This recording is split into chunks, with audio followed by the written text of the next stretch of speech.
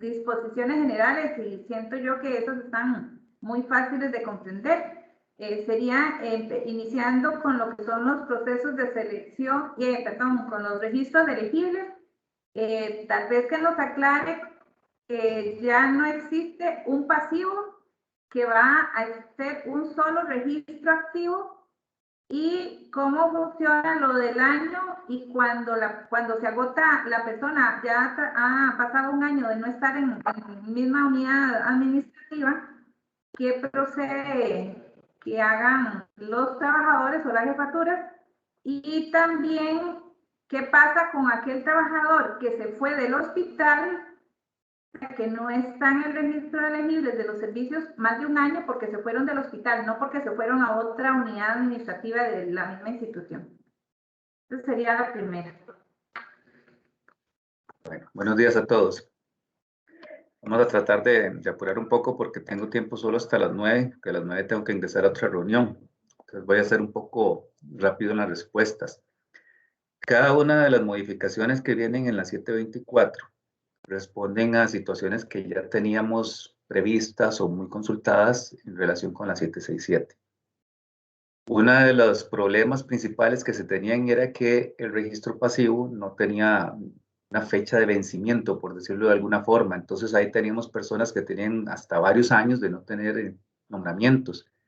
Y antes de acudir a solicitar un candidato a recursos humanos había que agotar ese registro. Entonces las unidades se veían obligadas a hacer llamadas a personas que tenían añales de haberse ido. No de la caja, pero sí de la unidad. Entonces esa fue una de las cosas que quisimos solucionar. Y lo que se nos ocurrió fue eliminar la división de activo y pasivo y ampliar un poco más el registro al que se tiene que acudir de primero. Entonces, y también se cambió un poco el cómo se conforma ese registro. Si ustedes recuerdan, en la 767 decía que todas las personas que trabajaban en la unidad podían estar en los registros de todos los puestos. Entonces, ese es uno de los primeros cambios. De ahora en adelante, para que una persona esté en un puesto que nunca ha estado, tiene que solicitarlo. Ese es uno de los principales cambios. Los que ya venían se van a mantener, o sea, los registros que ustedes mantienen ahorita los pasan como si fuera el registro nuevo. Pero de ahora en adelante, perdón, si llega una persona y esa persona trabaja como técnico de farmacia 1 y quiere ser parte del registro de elegibles del 2 y del 3, tiene que pedirlo. Antes no, antes yo lo tenía que meter. El problema que nosotros veíamos es cómo hace el jefe para saber que la persona, perdón, cómo hace el jefe para saber que la persona en algún momento determinado cumplió los requisitos. Entonces, para solucionar eso dijimos, no, que sea gestión de parte. Entonces, ¿qué es lo que pasa? Bueno, de aquí en adelante, las personas, trasladamos los registros que tenemos y las personas que lleguen nuevas tienen que pedir pertenecer a un registro determinado. Es lo primero que tienen que hacer. Y se van a mantener en ese registro siempre que tengan un nombramiento activo en el último año. Cada vez que tienen acceso a un nombramiento en ese puesto en específico, ese periodo se va a renovar. Si pasa el tiempo y no tiene nombramiento en ese puesto, supongan ustedes que un muchacho que es guarda le pidió a la gente de farmacia pertenecer al registro de elegibles del técnico 1, porque ya tiene el curso. Ok, lo solicitó, el jefe le dijo que sí, lo incorpora en el registro, pero pasa un año y no tiene acceso al nombramiento, ya deja de pertenecer al registro. ¿Cómo hace para volver a pertenecer? Tiene que volverlo a pedir. Y se puede volver a reactivar otro año más. Si ya la persona tuvo un nombramiento y se le terminó el nombramiento, desde la fecha en que terminó, ahí empieza a correr el año. Si pasa el año y no tuvo acceso de nuevo a un nombramiento, puede solicitar otra vez pertenecer al registro y el jefe puede valorar si lo acepta o no lo acepta. Ya no está obligado a mantenerlo. Eso también soluciona otros muchos problemas que nos habían planteado las jefaturas. Y si lo acepta, se reactiva un año más y pasado ese segundo año, si tampoco tuvo acceso a nombramiento, puede renovarse un año más y hasta ahí. Así es como funciona esto del año. Entonces, el registro pasivo y activo desaparece, se crea un solo registro y en ese registro la persona puede mantenerse sin nombramiento hasta por 3 años. Si en algún momento accede a un nombramiento, eso se reactiva. Es como una cosa que va dando vuelta. No sé si con esto respondo la pregunta, Laura. Sí, sí, a mí me quedó claro. No sé si alguna jefatura quiere retomar algo, que levante la mano y si no, seguimos a la siguiente pregunta. Ahí hay algo escrito en el chat. Vamos a ver.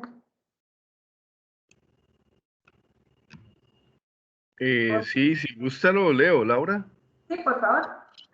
La doctora Daniela Carvajal dice, ¿cómo se puede hacer para que un requisito de ingreso a nuestra institución sea el acceso a vacunarse?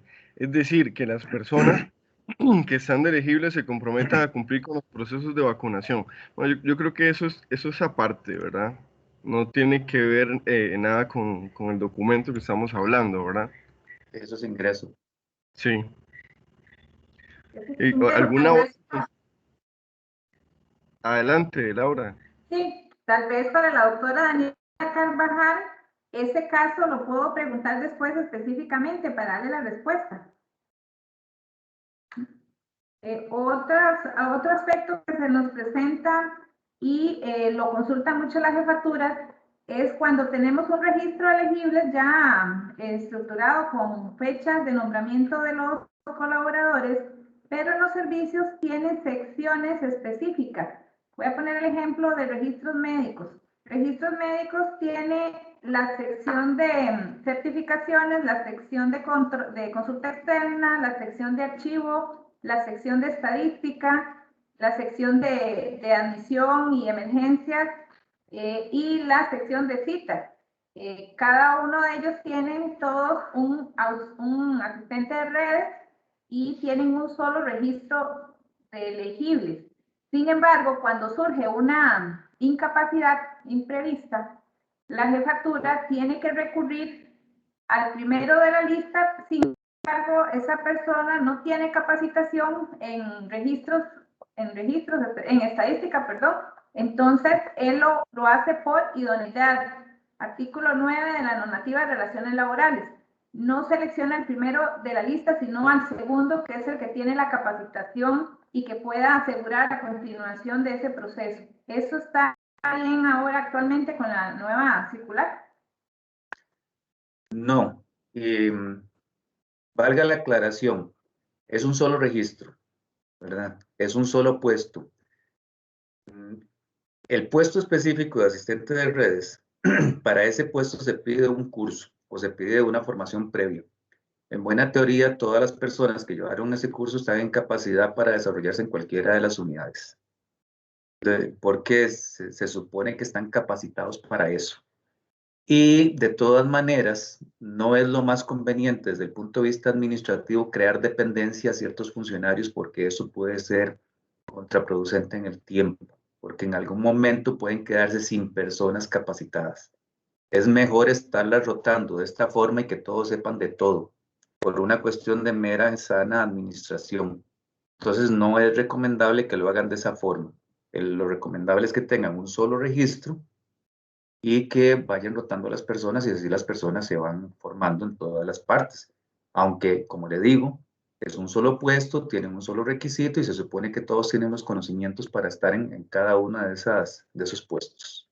Eso se aplicaba así en la 767 y se mantiene en 24. Ok, esta circular 724 rige a partir de ahora, ¿verdad? De la publicación. Todos Correcto. los nombramientos, los registros que teníamos previos con la 767, eso se respeta y así se queda, ¿verdad? De ahora en adelante tenemos que ajustarnos con la nueva circular. Es correcto, así es. Ok, una pregunta, esa sería, cuando las personas son llamadas porque se presentó un permiso urgente, porque se presentó una situación de incapacidad, la jefatura debe llamar al primero que está sin nombramiento del registro elegibles, pero esa persona no responde en el medio que notificó. Lo hacen en la mañana y ¿de cuánto tiempo debe de esperar una jefatura para poder darle la oportunidad al segundo de la lista? Ok, perdón, esa es la perra de aquí. Ahorita la espanto. Bueno, vamos a ver.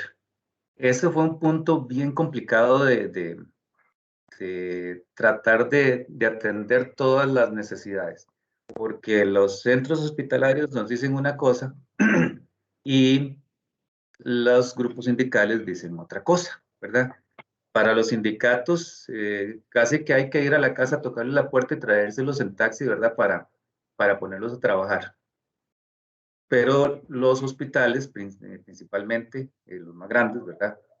Nos decían que los plazos son para llamar a un nombramiento que es emergente, que es urgente, ¿verdad? Cuando como suceden muchos, que de repente alguien me avisa ya que no puede venir y ya tendría que estar aquí, entonces tengo que buscar a alguien como para ayer, ¿verdad? Decirle a una persona que lo tengo que llamar con distancias de 1 hora entre una llamada y otra, pues es imposible. Entonces ahí tratamos de buscar un balance. La solución que se dio al final, a mí personalmente no me gustó mucho, pero fue lo que se buscó, como hacer un balance entre ambas cosas. Aquí lo que hay que aplicar es proporcionalidad y razonabilidad. Son estribillos que utilizan los abogados, pero que aquí resulta muy útil. Vamos a ver si me explico. No es lo mismo en un hospital como ustedes, que trabajan 24 horas, no es lo mismo que para el turno de las 2 de la tarde me llame a alguien ahorita son las 8 de la mañana. A veces llaman todavía más tarde y me avisan, jefe, no voy a llegar porque me fui a sacar sangre. Cosas como esas van a suceder, ¿verdad? Y resulta que estamos a las 8, 9, 10 de la mañana y para las 2 de la tarde no tengo a alguien y a veces hasta ya ha iniciado la jornada, ¿verdad? A veces a las 2 de la tarde me llaman y me dicen, no voy a llegar, me incapacitaron. Y entonces el jefe tiene que correr a ver cómo cubre eso, ¿verdad? A veces se la pueden jugar sin esa persona, pero otras veces no. Y entonces ahí es donde hacer una llamada con una diferencia de 10 minutos, que es lo que establece la actual la 724, a veces es un poco lento, pero eso es lo que se reguló como un punto intermedio. Entonces, cuando son de ese tipo, ¿verdad? De que es para allá, la obligación es llamarlo ahorita, dentro de 10 minutos, volverlo a llamar y 10 minutos después volverlo a llamar. O sea, son 20 minutos. 3 llamadas en 20 minutos para poder descartar a este y pasar al segundo. Como les digo, a mí personalmente no me gusta mucho para situaciones emergentes, pero eso fue lo que se logró negociar, ¿verdad?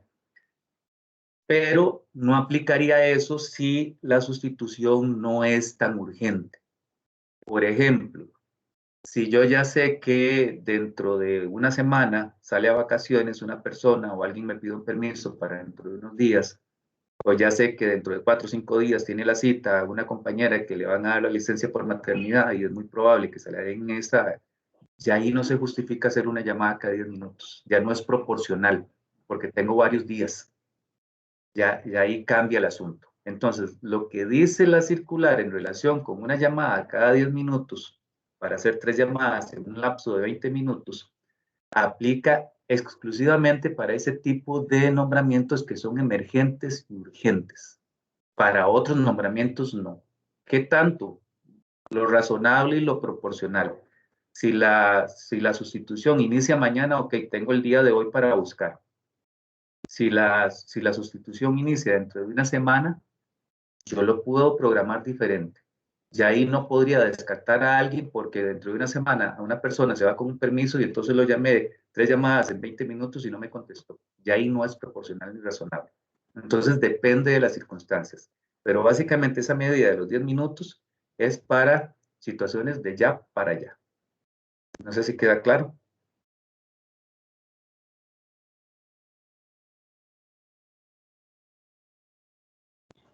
No sé si Laura tiene alguna otra consulta, o si no le damos la palabra a Kenneth, que veo que tiene la mano levantada ahorita. Sí, buenos días, ¿cómo está don Oscar y compañeros? Gusto en saludarlos. Buenos días. Don Oscar, básicamente quería devolverme un momentico a la pregunta que hizo Laura. Yo creo que más bien es la idoneidad, ¿verdad? Aquí en redes. Vamos a ver. ¿Qué tal si yo le externo a usted que el curso de registros y estadísticas de salud que imparte el CENDEIS no se ajusta, pero en absoluto, con lo que realmente actualmente hacemos nosotros en redes? En el curso del CENDEIS no se habla nada de EDUs, no hay formación como tal en esa.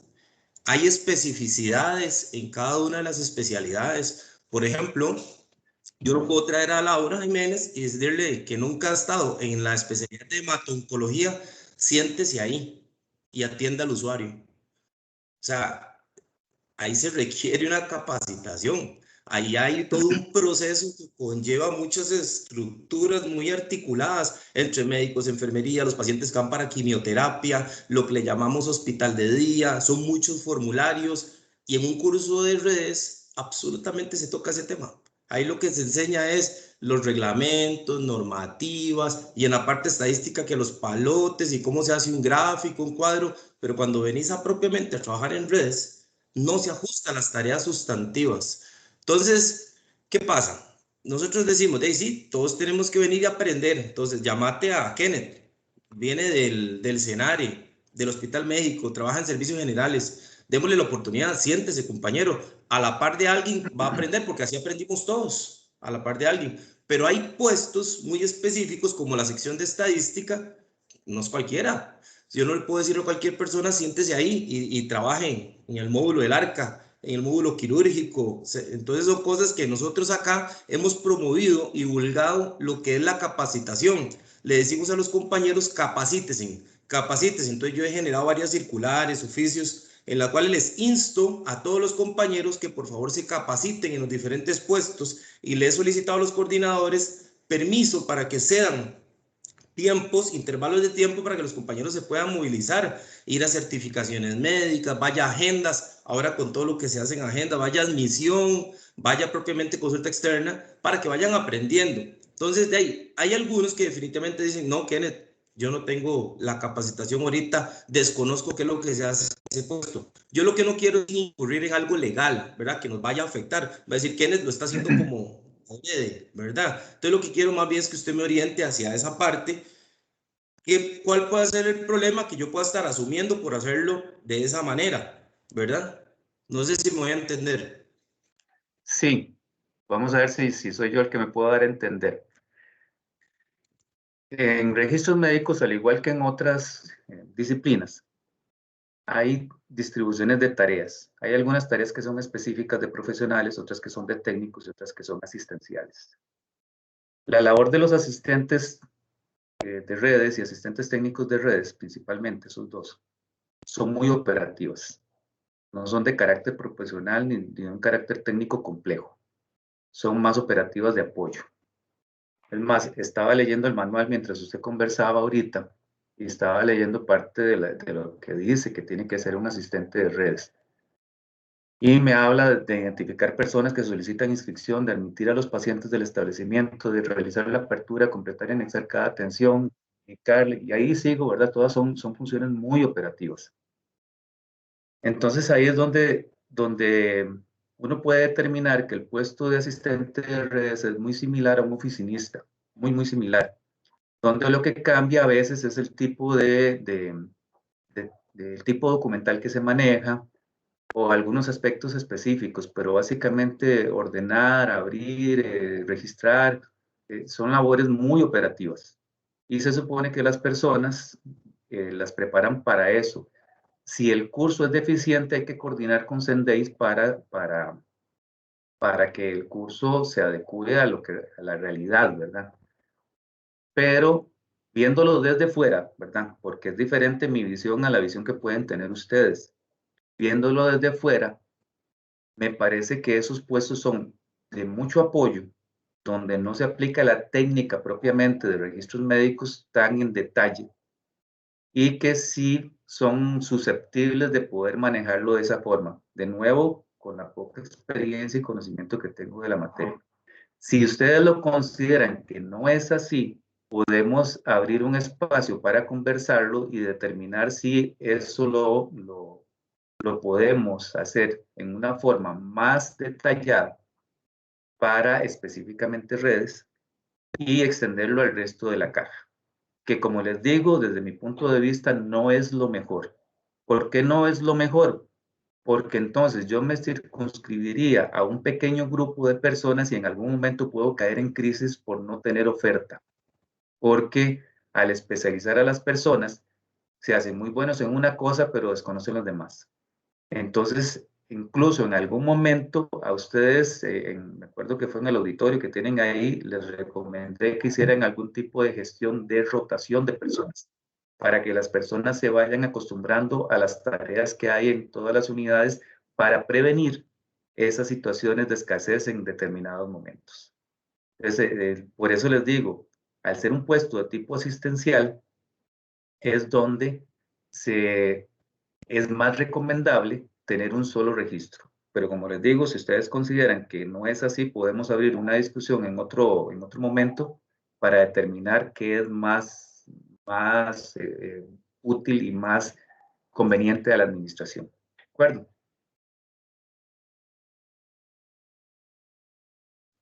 Muchas gracias, Oscar. Con gusto.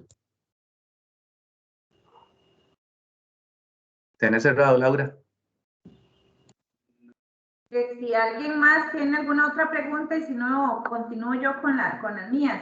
Y también que se le ha presentado a Kenneth Binder. Cuando llaman a la persona que está en el registro elegibles de primera y tiene que empezar mañana y le dice, mañana tengo un permiso, tengo una cita médica, no puedo presentarme a trabajar, pero es la primera. Entonces, en esos casos, yo le digo a la coordinación que debe seguir con la segunda, porque diferente para mí es cuando la persona empezó a trabajar y empezó ya el ejercicio del día y se le presentó una situación de salud y tuvo que irse y conforme a la normativa de relaciones laborales se le debe de dar el permiso correspondiente. Pero si yo lo llamo para que venga mañana a trabajar y me dice, no puedo porque tengo una cita médica, la jefatura necesita a la persona en el puesto, porque es de atención directa al paciente. ¿Cómo funciona en esos casos? Ok. Este aspecto es muy difícil de recogerlo en una herramienta como esta, porque esta herramienta, ayer lo comentaba con la gente del Hospital de Punta Arenas, a nosotros nos toca bailar con la más fea cuando hacemos este tipo de regulaciones, porque son regulaciones que se tienen que aplicar en todas las unidades de la caja y todas las unidades son completamente diferentes. Vean ustedes, tienen de vecinos de un lado al San Juan de Dios y por el lado atrás tienen al Blanco Cervantes. 3 unidades que están en una sola manzanota, ¿verdad? Pero son completamente diferentes entre sí. Y eso que son muy parecidos. Cuando comparamos un hospital con oficinas centrales, son la seca y la meca, son cosas completamente diferentes. Y si nos vamos a regiones, peor. Sin embargo, nosotros tenemos que emitir directrices de esta naturaleza que se apliquen en todos los lugares. Y entonces ahí es donde se complica, ¿verdad? Donde no podemos recoger todas las realidades, pero lo que tratamos de hacer es establecer principios generales para que se puedan resolver las situaciones particulares. Esto, por ejemplo, esa es una situación, pero hay N cantidad de situaciones. Siempre la realidad es mucho más creativa que nosotros. Entonces es muy complicado tratar de recogerlo. Lo que se busca es establecer ciertos principios que Laura citó algunos. Entonces, por ejemplo, en principio, cuando a una persona se le ofrece un nombramiento, tiene que asumir el nombramiento. O sea, es como algo lógico. Si yo le digo a alguien que lo voy a nombrar es porque va a asumir ese nombramiento, salvo algunas excepciones que tenemos en determinadas situaciones. Pero ese es el principio. El principio es, yo nombro a alguien porque va a llegar a trabajar. Si ya la persona me dice, sí, está bien, pero yo no voy a llegar, entonces, ¿cómo es que es? ¿Verdad? O sea, que algo no está bien. Pero es diferente a que me dijo, sí, está bien, y de camino se accidentó y no llegó. O ya estando en el trabajo, ya entró, tiene un minuto estar adentro, se resbaló y se quebró una pata, y ya entró. ¿Verdad? Entonces son situaciones que se pueden presentar. Pero en principio, tal como lo menciona Laura, si la persona me dice, bueno, sí, pero es que tengo cita y no puedo asumir el nombramiento, y ojalá sea de un solo día, ¿verdad? Entonces no puedo nombrarlo. Es así de sencillo y seguiré con el siguiente, ¿verdad? Así se soluciona este caso, pero se les pueden presentar N cantidad de casos. ¿Cuál es el principio? El principio es, si le ofrezco un nombramiento, lo va a asumir. Si no lo asume, tengo que valorar la situación del por qué no lo asume, en qué momento sucede, cuáles son las circunstancias para determinar si se tiene que nombrar o no se tiene que nombrar. ¿De acuerdo? Nada más quería ilustrar un momentico este caso. Se le ofreció un nombramiento a una oferente para iniciar lunes, por ejemplo, y dijo, sí, yo lo tomo. Ingresó a las 7 de la mañana y a las 8 le dijo a la coordinadora que a las 10 tenía cita. Esos casos son los que uno tiene que entrar a ver cómo es que es y ver todos los detalles. Laura es una, o sea, sabe cómo es el proceder que tenemos nosotros. Empezamos a preguntar, preguntar, para determinar la mayoría de circunstancias, tratar de que no se nos escape ningún detalle, porque a veces un solo detalle puede ser un cambio en cómo se resuelve la situación. Entonces, por eso eso es muy complicado y el principio básico es ese, ¿verdad? Entonces, esa es la línea que se lleva. Y una vez que se presenten las situaciones, pues nos agarramos con la situación a ver cómo lo resolvemos. Gracias. Otra de las preguntas que se puedan hacer acá con respecto a esta nueva circular es cuando en las entrevistas, ahí dice que las jefaturas deben de entrevistar al oferente que no está, el nuevo, digamos, el oferente que viene de una unidad administrativa diferente a la que tiene y solicita ser considerado en el registro de elegibles. La jefatura debe valorar que cumpla con los requisitos del puesto, pero también hay características especiales que uno requiere de ese oferente que cumpla para el puesto que se necesita. Entonces, la recomendación o lo que viene en la circular es que las entrevistas se hagan en el puesto, para el puesto, no en la persona como tal. Entonces, sí, para aclarar sobre ese aspecto que viene en la circular. Gracias. Ok. Vale que me la puso ahí picando para referirme a eso. Una de las pretensiones de esta circular es reducir al máximo los procesos de selección. O sea, vamos a acudir a un proceso de selección específicamente cuando es necesario. Y para eso fue que modificamos el funcionamiento del registro de elegibles. Una de las características es que el registro de elegibles se extendió para los profesionales, lo que antes no existía, y se le modificó un poco el funcionamiento en el caso de los profesionales. El registro de elegibles no es más que una lista de personas que yo las ordeno en un estricto orden por antigüedad en el puesto para darme cuál es la prioridad, pero estaba conformado solo por los funcionarios de mi centro. Ahora no, ahora resulta que voy a tener los funcionarios de mi centro, pero también voy a tener personas que pueden ser de fuera del hospital.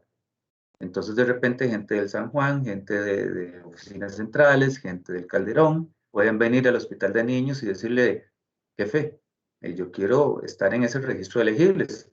Y se le da la libertad al jefe de decidir si lo incluye o no lo incluye. Pero tiene que responderle. El castigo para el jefe por no responderle es que si la persona le hizo la solicitud y cumple los requisitos, pero no le dijo nada, entonces se incorpora en el registro.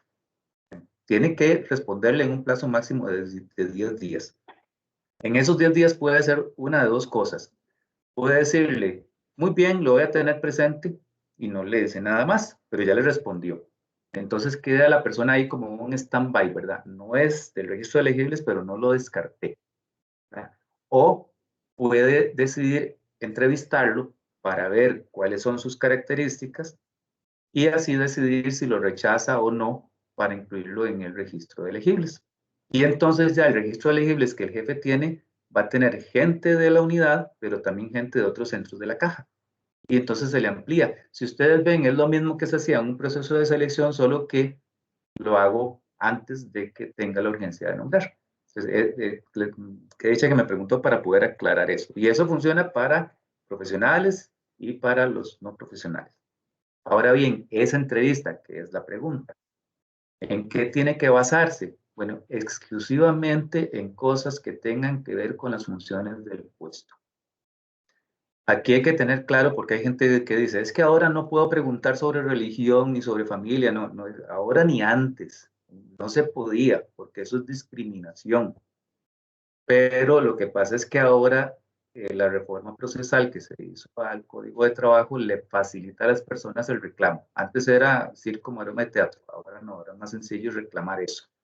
O sea que cuando yo vaya a hacer una entrevista de una persona que me pidió formar parte del registro de elegibles, no debo hacer preguntas como de qué religión es, está casado, tiene hijos, dónde vive, cuál es su orientación sexual, nada de eso, nada que tenga que ver con el ámbito personal.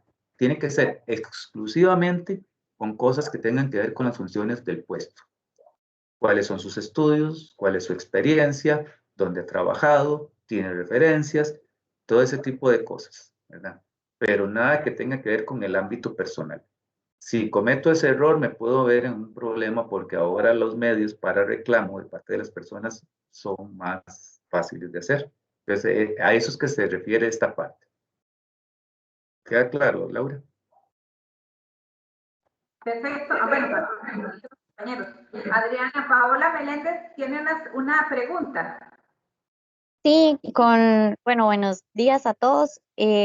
Con respecto a esta parte que él dice que podemos tener un registro de elegibles conformado por gente en general de la caja, ¿verdad? Esto a nivel de sistema, el registro de elegibles ya lo permite, porque nosotros sí hemos tenido gente con la que podemos contar de otros centros, pero no podemos meterlos en el registro de elegibles porque no nos lo permitía, porque no era del hospital, ¿A cuál sistema se refiere? en el registro de elegibles. Ok, no se refiere a un sistema informático. No, en el sistema del registro, digamos, Ok. cuando uno mete los datos, no nos permitía meter a gente que no fuera del hospital de niños, por ejemplo. Si es que ahí es donde me confundo. No sé si se está refiriendo a un sistema informático o no. No, le voy a- Pero, ajá, Perdón, para aclarar, nosotros a nivel del hospital tenemos, a raíz de que la auditoría nos solicitó, tenemos un sistema para registrar y tener un único registro elegible. Entonces, ¿qué se les ha dicho a los trabajadores? Primero lo local, para que personas de otro centro pudieran incorporarse al registro de elegibles, tenían que participar en el proceso interno institucional y solo hasta ese momento se pueden incorporar. Pero ahora la pregunta de Adriana es, ¿puede personas de otros centros mandar oficios para que los incorporen en el registro de elegibles? correcto. Sí, así es. Así es exactamente la figura. La idea es facilitar la opción de que las personas puedan tener acceso a sus nombramientos. Pues yo voy a tener ese registro ampliado, ¿verdad? Donde yo voy a poder acudir no solamente a la oferta local, que ¿qué pasaba antes cuando el registro elegible local se me acababa? Y ahí tenía que irme al pasivo y es donde me obligaba a hacer llamadas de personas que hace no sé cuánto tiempo no estaban y si se agotaba tenía que ir a recursos humanos para que hiciera un proceso de selección, ¿verdad? Entonces, eso fue lo que se cambió. Ahora voy a acudir a recursos humanos a hacer un proceso de selección solo cuando esa fuente primaria se me acabó. Pero ¿qué es lo que va a pasar? Que voy a tener un registro muy amplio, porque ya va a haber personas que de previo me habían solicitado el ser consideradas, entonces me ahorro el hacer ese montón de procesos. Esto libera bastante, no sé cuantificar exactamente cuánto, pero libera muchísimo los esfuerzos de recursos humanos, porque ya no van a tener que hacer tantísimos procesos de selección. Ok, gracias. La doctora Gloria Arias tiene la mano levantada y después Sandra Picado.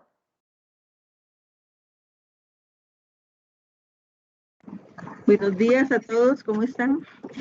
Sí, bueno, lo que me queda duda es con esto de la entrevista, porque si bien es cierto, bueno, son preguntas meramente laborales, pero ¿cómo justifica, digamos, una jefatura que no elija a alguien?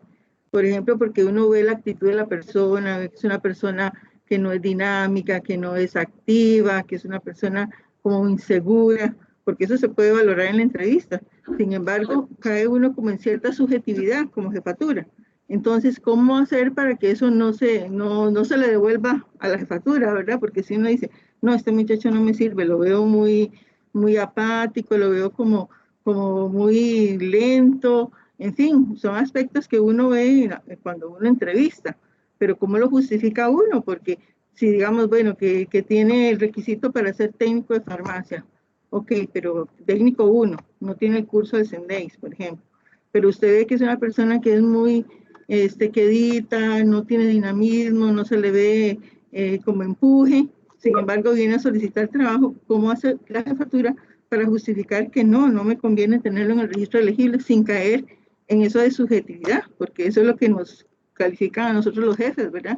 De que por ser subjetividad, entonces se nos devuelve como quien dice la tortilla, ¿verdad? Entonces, ¿cómo hacemos en ese caso? Ajá, muy bien.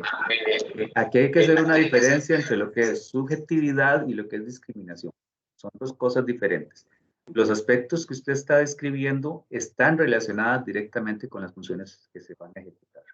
Pues, por ejemplo, si yo ando buscando una persona que voy a poner en la recepción, que es la que va a atender público, que es la que está dando la cara, pero en el momento de la entrevista me llegó tarde, es malhumorada, responde feo, y no tiene las características para estar atendiendo público. Entonces, eso va directamente relacionado con las funciones del puesto. Es diferente a que yo le pregunte, ¿usted es madre soltera? ¿Usted está casada? ¿Dónde vive? Sí. Eso es diferente. ¿Me explico? Entonces, lo que yo tengo que evitar son ese tipo de preguntas del ámbito personal que puedan ser discriminatorias, ¿verdad? Pero todo eso que usted escribe, que son características personales, que es diferente, ya no es del ámbito personal, es cómo es la persona, entonces ahí eso sí, porque eso va relacionado directamente con las funciones. Por ejemplo, si yo voy a contratar a alguien que lo voy a poner en bodega, por decir cualquier cosa, en bodega tengo que hacer algún tipo de esfuerzo físico, pero tal vez tiene una enfermedad de esos que les llaman huesos de cristal, no sé cómo que no puede estar ahí, así de fácil, no puede estar ahí, ¿verdad? Porque pasaría quebrándose por todo lado. O, bueno, hay ejemplos ahí en cantidad, ¿verdad? Pero es eso, es todo relacionado con las funciones que la persona va a ejecutar. Y dejar de lado los aspectos de raza, de credo, de orientación sexual o de cualquier cosa, porque no lo contrato porque anda un tatuaje en el brazo. Bueno, es que el tatuaje no va a trabajar, ¿verdad? Ese tipo de cosas son las que hay que considerar. Sí, otra pregunta. Entonces, por ejemplo, digamos que yo no admita a alguien porque le vi esas características. ¿Él puede apelarme mi decisión de que no lo mantengo en el registro elegible? De poder puede, pero en principio las personas pueden hacer reclamos por lo que se les ocurra. A veces van a ser admitidas, a veces no van a ser admitidas, a veces tienen razón, a veces no tienen razón, pero la subjetividad no es un pecado.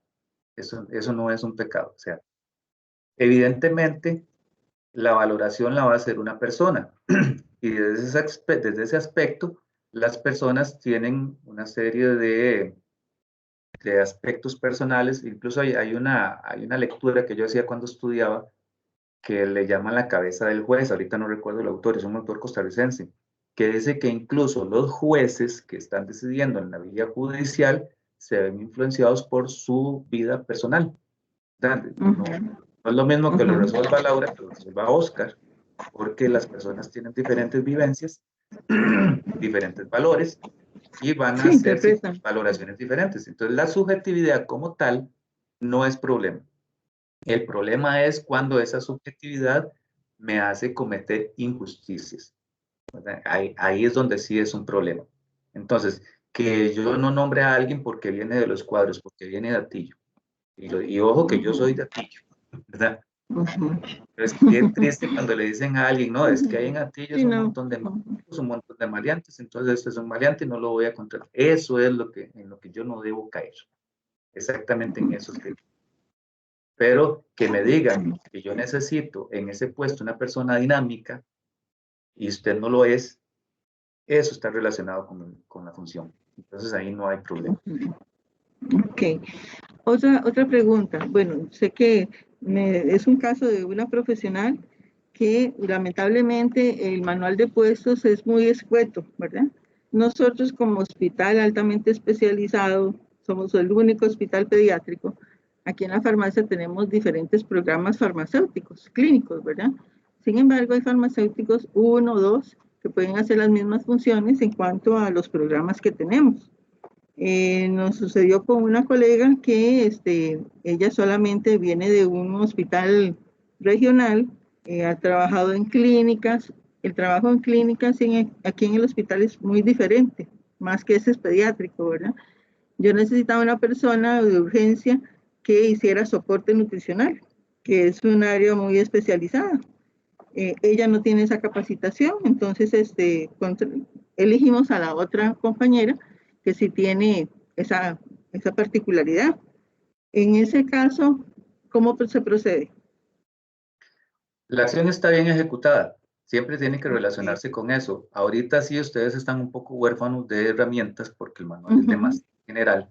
Eso lo pensamos solucionar cuando migremos a gestión por competencias. El área que tengo, yo coordino, está a cargo de esa migración. Ya tenemos el trabajo, yo diría que en un 20%, 30% avanzado.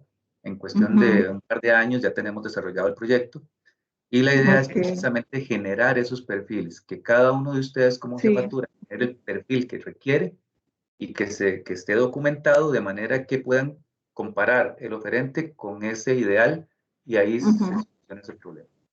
Sí, es que viera que, bueno, el problema que tenemos es que obviamente esta compañera pues acudió a sindicato y todo lo que conlleva todo eso, ¿verdad? Porque lamentablemente, aunque en las normas que regulan las relaciones entre profesionales de ciencias médicas y la caja, en el artículo 39 sí se habla de idoneidad, pero en el 42 solo antigüedad. Entonces muchas veces se basan solo en la antigüedad para este tipo de cuestiones, ¿verdad? Y entonces, de hecho, esa muchacha pues sí está haciéndome pues apelación y todo por ese nombramiento que hice a esa otra persona pues que sí tiene la competencia, ¿verdad? Aunque sea el mismo puesto, que es un F1. Entonces ahí donde a veces como jefatura uno se siente un poco desamparado, ¿verdad? Porque uno busca lo mejor para el servicio, ¿verdad? La necesidad que hay en el servicio, cómo resolverla pronto y oportunamente, ¿verdad? Sin suspender ningún programa que son tan importantes para los pacientes que atendemos.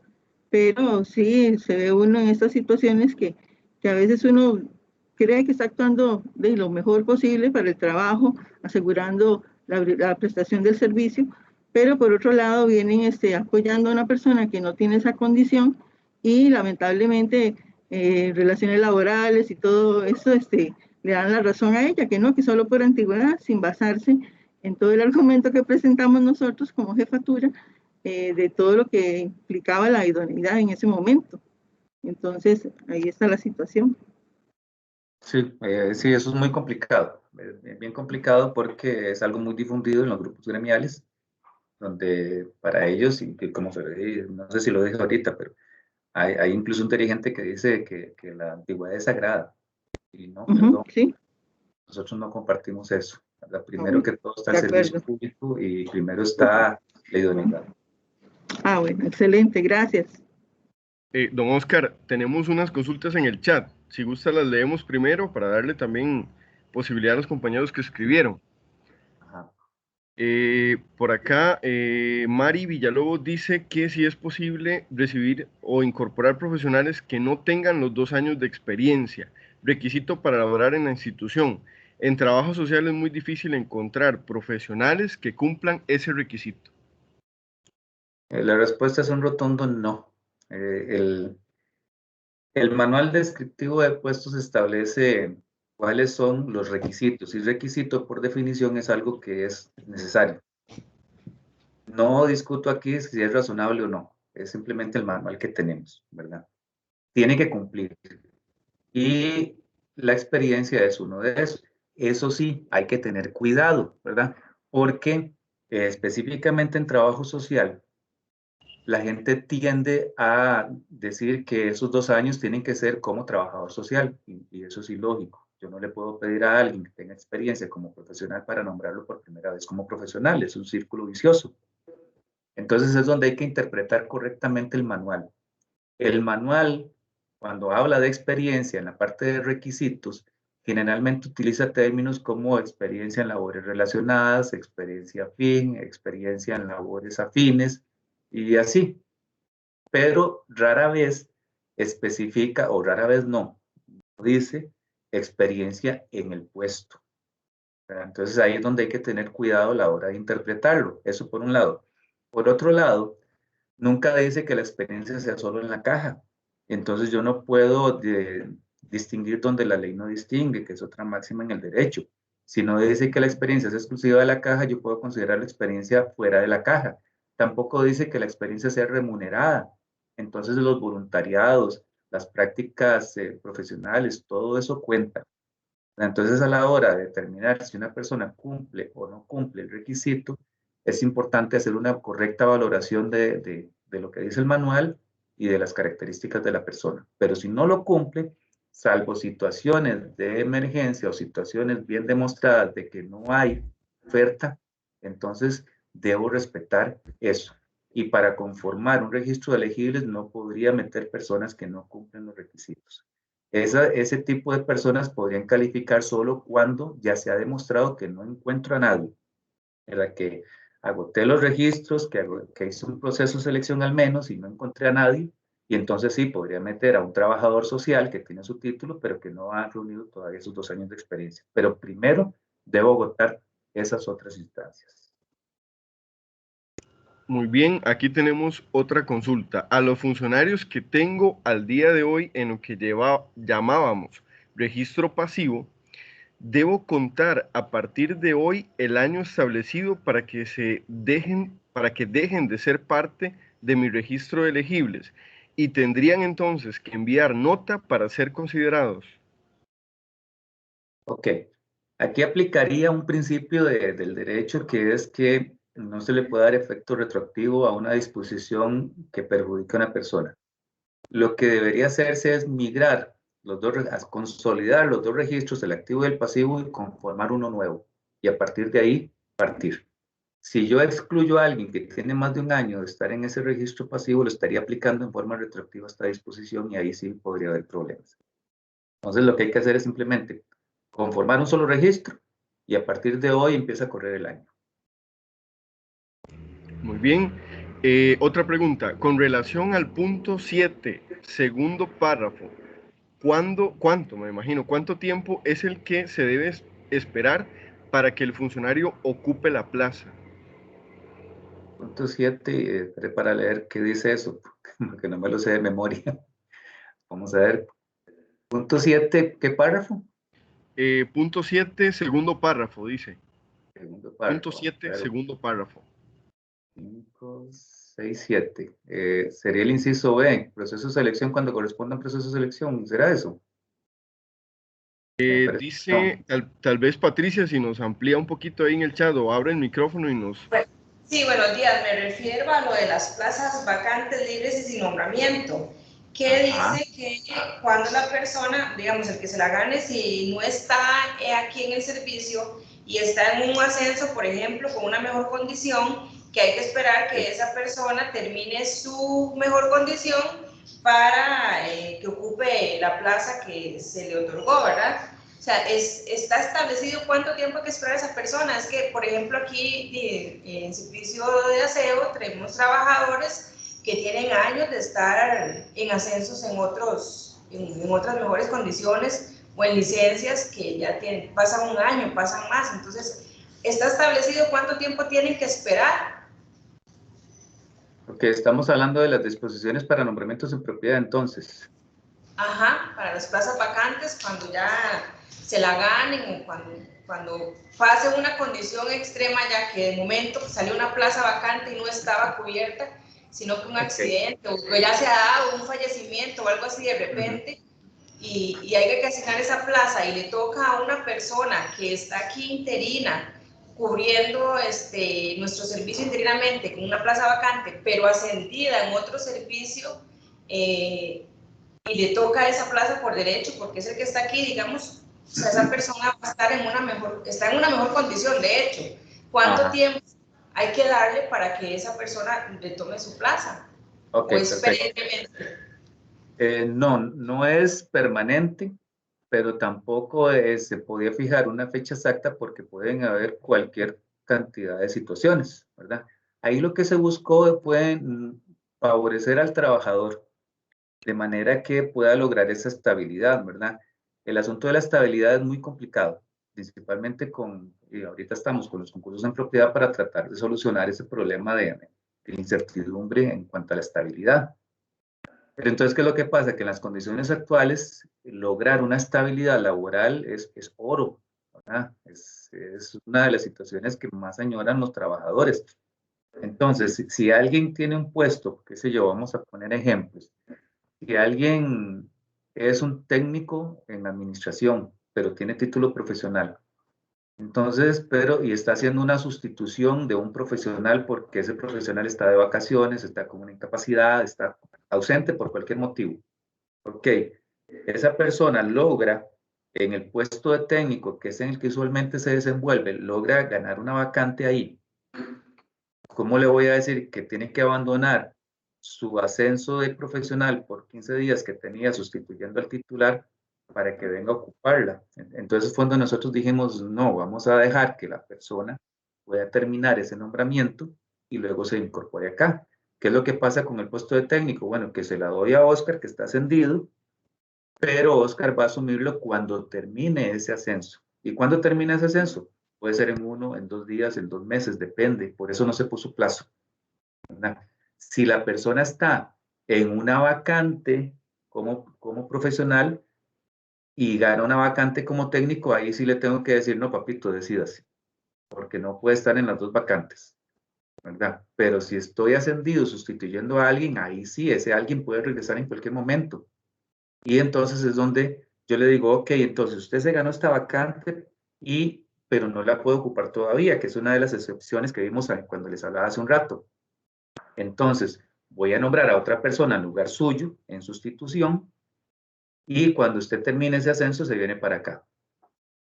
Así es como funciona. Entonces, no podíamos fijar un plazo específico porque eso depende, es muy variable, depende de la situación específica.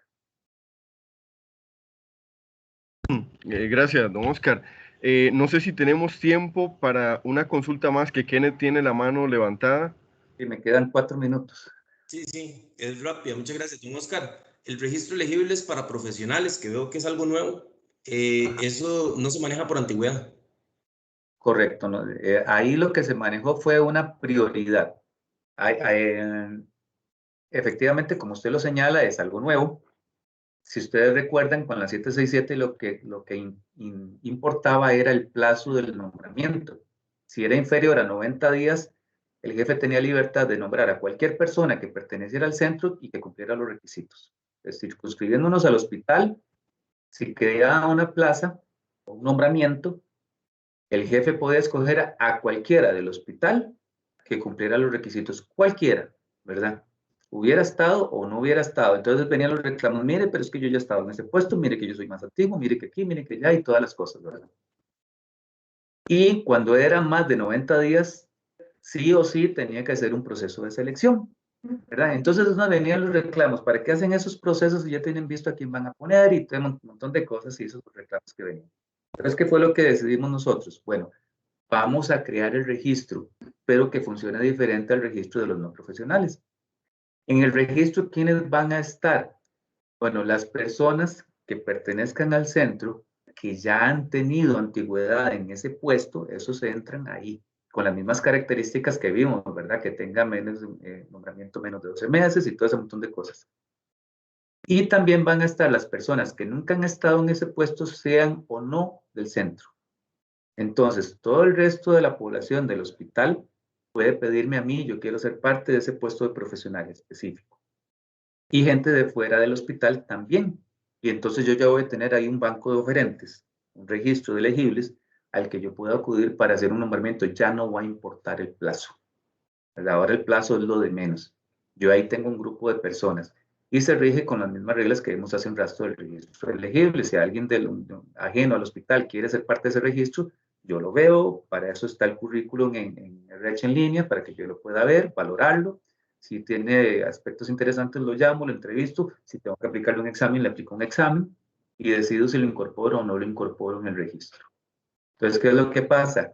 Que cuando ya tenga que hacer un nombramiento, sí hay un orden.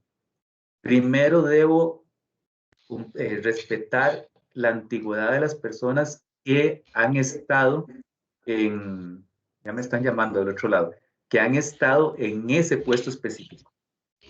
Eso es lo primero, sean o no del centro, ¿verdad? O sea, respeto el registro de elegibles quienes ya tienen días acumulados, pero no estoy amarrado a nombrar al más antiguo solo porque es el más antiguo. No, ese es el primer grupo. Entonces, de ese registro yo tomo el primer grupo, que son las personas que tienen antigüedad en ese puesto específico, y puedo seleccionar a cualquiera de ellos. Si no tengo oferta ahí, me paso al segundo grupo. ¿Cuál es el segundo grupo? Las personas que ya están en ese registro, que les he aplicado una evaluación, que los he entrevistado y yo decidí incorporarlos ahí. Entonces, de nuevo, sin ningún orden específico, yo puedo seleccionar a cualquiera de esos. Y puedo acudir a un tercer grupo, que son las personas a las que me llamaron, me escribieron, ¿verdad? Y me dijeron, yo quiero pertenecer ahí, y yo le dije, está bien, por ahí lo tengo, no me llame, yo lo llamo, nunca lo valoré, ¿verdad? Pero ahí están, puedo acudir a ellos también. Agotadas esas tres es cuando tengo que ir a recursos humanos y decirle, vean, me quedé sin gente y no tengo oferta, y búsquenme ustedes. Ah, bueno, y antes de ir ahí, puede considerar a personas, antes de irse a recursos humanos, puede considerar a personas del mismo centro que no hayan pedido estar en el registro, pero que cumplen el requisito. O sea, son 4 opciones, ¿verdad? Primer nivel, los que tienen antigüedad. Segundo nivel, los que están en el registro y no tienen antigüedad. Tercer nivel, los que dejé en sala de espera, por llamarlo de alguna manera. Y cuarto nivel, los del mismo centro, que cumplen los requisitos y nunca me han pedido estar ahí, antes de ir a recursos humanos. Así es como funciona ese. Excelente. Muchas gracias. Bueno, con mucho gusto. Qué pena, voy a tener que dejarlos porque ya me tengo que incorporar al otro lado. Si gustan hacer otra sesión después, la podemos coordinar. El 16 de julio, si Dios quiere, vamos a programarla, a ver si se puede a las 8 igual, que es el viernes 16 de julio, y para que seguir viendo las mismas, esas preguntas se están haciendo en el chat. Déjenme ver, 16 de julio. Tengo reunión programada a las 9 de la mañana, pero nada más tengo de 9 a 11, entonces el resto del día podemos acomodarlo o en la tarde o tempranito, igual, como quieran. Si le parece, de 8 a 9, igual que hoy. Perfecto, de acuerdo. Bueno, muy amable, muchas gracias, y ahí quedan muchas preguntitas para hacer. De acuerdo. Bueno, Entonces, discúlpenme que me vaya así, pero hasta luego. Gracias. Bueno, gracias. Hasta luego, muchas gracias.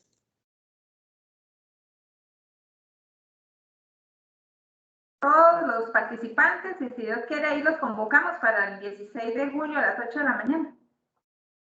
Así tendrá más tiempo para leer la circular y la de concursos también. Gracias, Laura. A todos, chao. Muchas gracias. Gracias. Buenos días.